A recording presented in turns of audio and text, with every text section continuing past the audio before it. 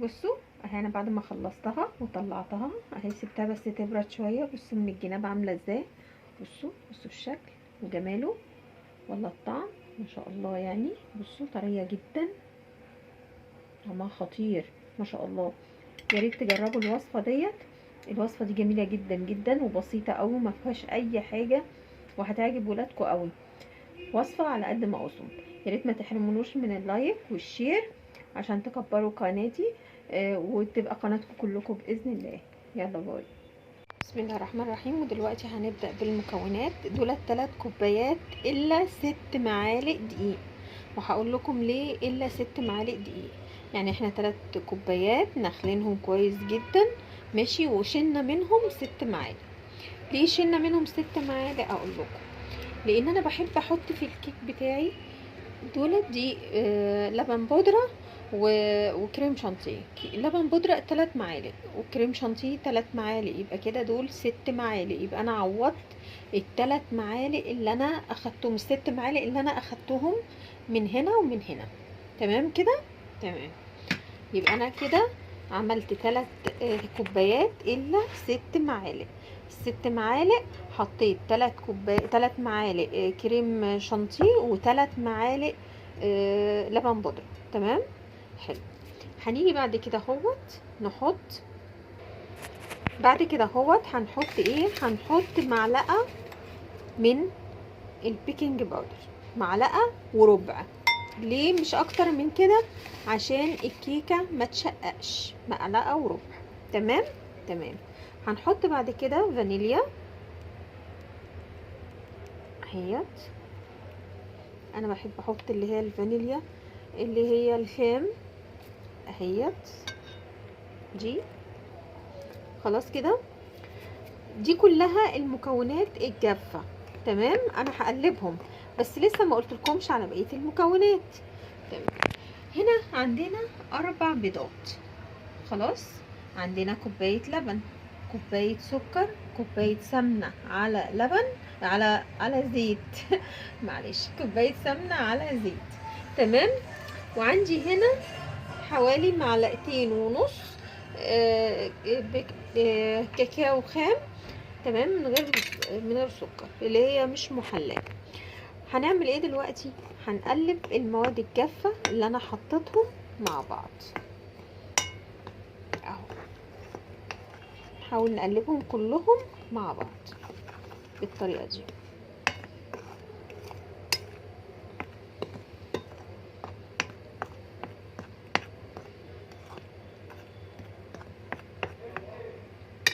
بعد كده بعد ما قلبتهم هنركن الكاكاو على جنب لان انا مش محتاجاها دلوقتي. هنعمل ايه؟ هنروح جايبين المواد اللي هي السائله ونضربها في الخلاط. ايوه في الخلاط. تمام. يلا بينا. ودلوقتي هنضرب ال4 بيضات، هنحطهم في الخلاط كده مع السكر، ويتضربوا شويه كده، ونبقى نحط لهم بعد كده السمنه والزيت. هنا بحط لها معلقه خل وانا بضربه علشان يخلي الكيكه هشه وفي نفس الوقت ما يمنع ريحه الزفاره. ونكمل ضرب فيها. ودلوقتي هنحط السمنه كده هنفضيها كده. انا فضيت السمنه. بعد ما هفضي السمنه هفضي كوبايه اللبن الا 2 معلقتين برضو، وهقول لكم ليه. اهي سبت فيها 2 معلقتين. هنضربها واوريها لكم. ودلوقتي هنبدا نفضي الخليط اهو. بعد ما احنا ضربناه كويس جدا هنفضيه على دي كله، وهنبدا نقلب فيه. بسم الله الرحمن الرحيم.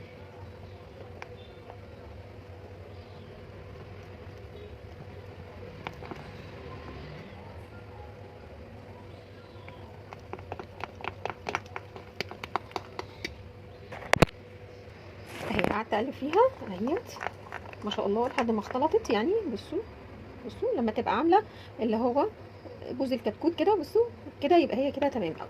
هنيجي نعمل ايه دلوقتي؟ هنقسم الكميه ديت على 2 عشان الجزء اللي فاضل هنعمل جزء ابيض وجزء عليه الكاكاو، وهنبدا نقسمها. ده الجزء اللي انا اخدته للكاكاو، والجزء التاني اهو. تمام كده. هنيجي بقى نعمل ايه؟ اهي الكاكاو اللي احنا كنا حايشينها، ها، هنحطها الكميه كلها، هنحطها وهنقلب في الكميه لحد ما تتجانس. ومعلقتين اللبن اللي انا قلت لكم هنسيبوهم على جنب، هنيجي هنفضيهم دلوقتي ونقلبهم مع بعض. بصوا بعد ما خلطتها بالكاكاو، بصوا المنظر بقى شكلها حلو ازاي، ها. والتانيه طبعا اهيت. فهنيجي دلوقتي، انا جبت صينيه وبدرتها، عملتها بالسمنه وبدرتها. انا عامه انا بحب طعم السمنه قوي في الاكل، بيبقى طعمه اخف واجمل، مش اخف بس هو احلى. تمام كده. انا هاجي اول حاجه وحطيت فيها كبشتين، كل كبشه هاخد منها زي ما انتم شايفين كده اهوت، ها. هاخد كبشه والتانيه برضو ايه، واحده لون والتانيه كاكاو مثلا. اول حاجه هنعمل كده اهوت، هناخد كبشه ونحطها في النص. بسم الله الرحمن الرحيم. لحد ما تستقر كده هروح شايلاها واخده الكبشه من التانيه. التانيه عشان كبيره شويه انا هقللها ما تبقاش ايه كامله يعني. وهاجي على الوسط كده واروح عامله نفس الطريقه.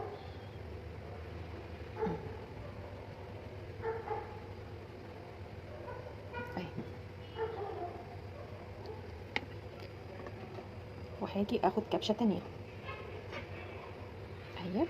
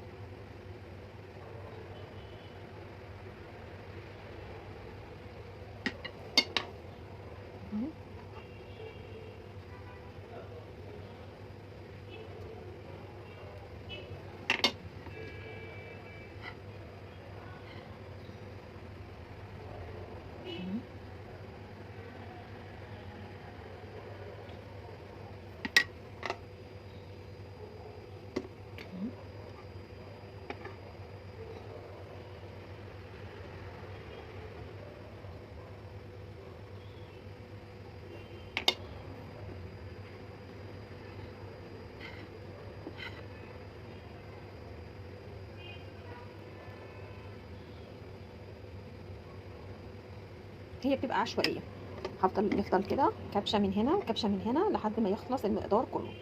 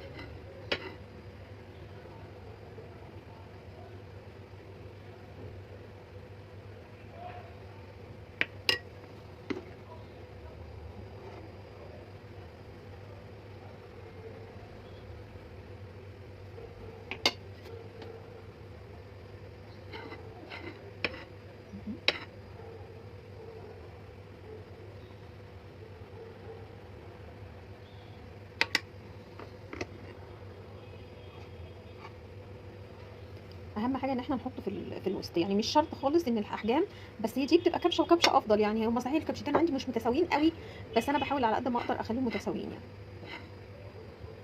عشان واحده بس اكبر من واحده.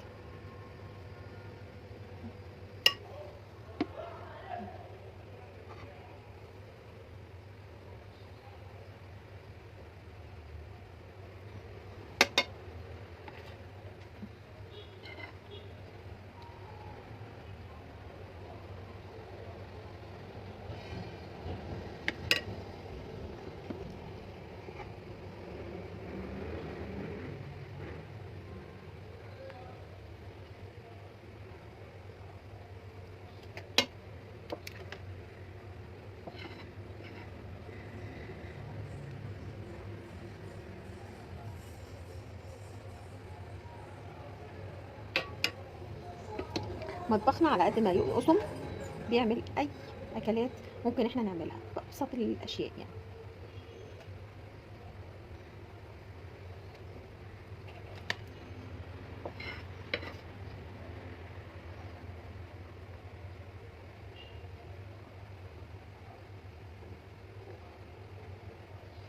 عشان الفيديو ما يطولش عليكم اكملها واوريكم. كده بعد ما خلصتها هنبدأ نعمل كده حركة بس تزيين كده اهوت، كده اهوت، كده اهوت.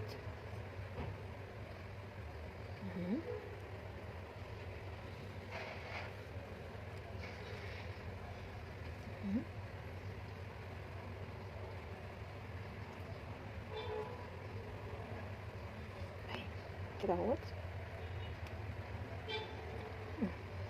زي الوردة كده احنا عملناها، وهنبدأ دلوقتي هنحطها في الفرن ونشوفها بعد ما تطلع. بصوا اهي انا بعد ما خلصتها وطلعتها اهي سبتها بس تبرد شويه. بصوا من الجناب عامله ازاي، بصوا الشكل وجماله ولا الطعم ما شاء الله يعني. بصوا طريه جدا، طعمها خطير ما شاء الله. يا ريت تجربوا الوصفه ديت. الوصفه دي جميله جدا جدا وبسيطه قوي، ما فيهاش اي حاجه، وهتعجب ولادكم قوي. وصفه على قد ما اظن. يا ريت ما تحرمونوش من اللايك والشير عشان تكبروا قناتي، وتبقى قناتكم كلكم باذن الله. يلا باي.